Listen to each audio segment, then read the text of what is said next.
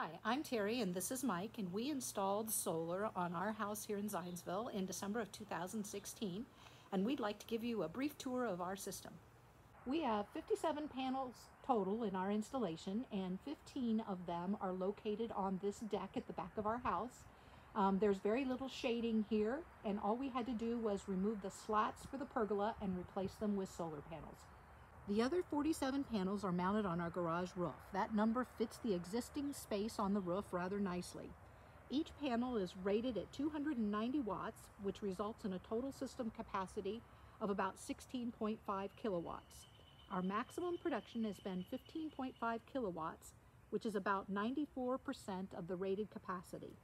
Some inefficiency is expected from the horizontal orientation of the panels over the deck, and the garage roof is about 20 degrees off of due south. Our peak production is generally in March and October when there are no leaves on the trees.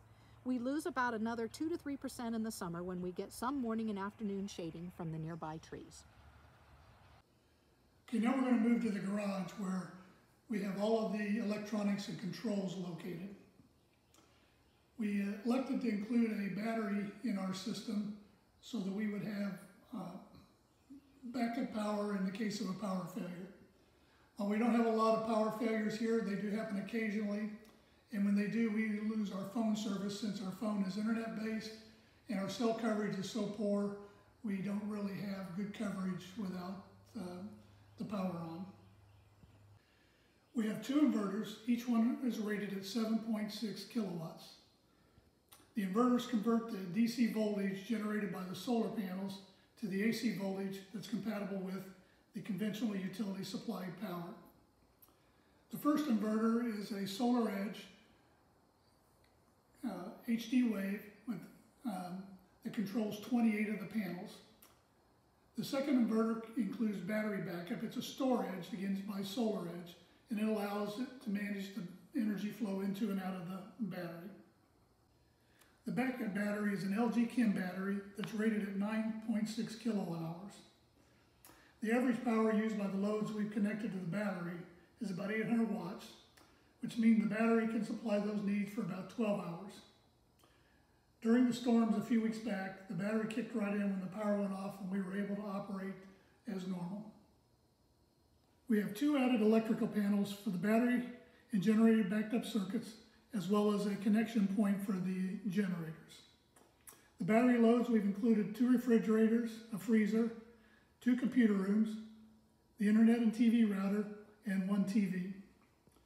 The generator loads include all those backed up battery loads, plus we added the sump pumps and a furnace. The sump pumps and furnace are large power loads and would quickly drain the backup battery. In our case, we live on a hill with good drainage, and our sump pumps don't operate very often, so we decided to operate those via the portable generators if the power went off for a significant amount of time. We also added a consumption monitor so we can see the power flow to and from the utility company. Without the consumption monitor, you can see what the solar panels are generating, but you can't see where that power is going and how much you're using from the utility company. A consumption monitor is totally optional, but it's great for engineers like me who like to know everything. So the question everybody always wants to know is, how well is it doing? Well, first, I have to give you your mileage may vary statement.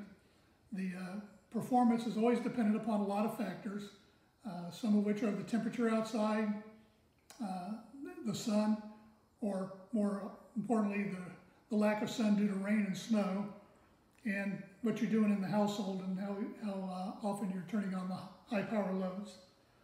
So we have full year data for 2019, and in 2019 our total consumption was 23,700 kilowatt hours. The solar system produced 17,400 kilowatt hours, or about 73% of our electrical loads. With our system at Duke, we estimate we saved about $1,700 from those power generated by the solar system, which for us is about a 6.2% return on investment. That doesn't include the battery system. In the 2.5 years we've had our system, we've been very pleased. There's been no problems. We did our installation in 2 phases. We first did the solar panels and the meters in 2016, and then we added our battery backup last year. So it really doesn't have to be done all in one installation. But overall, we've been very, very pleased with how it works.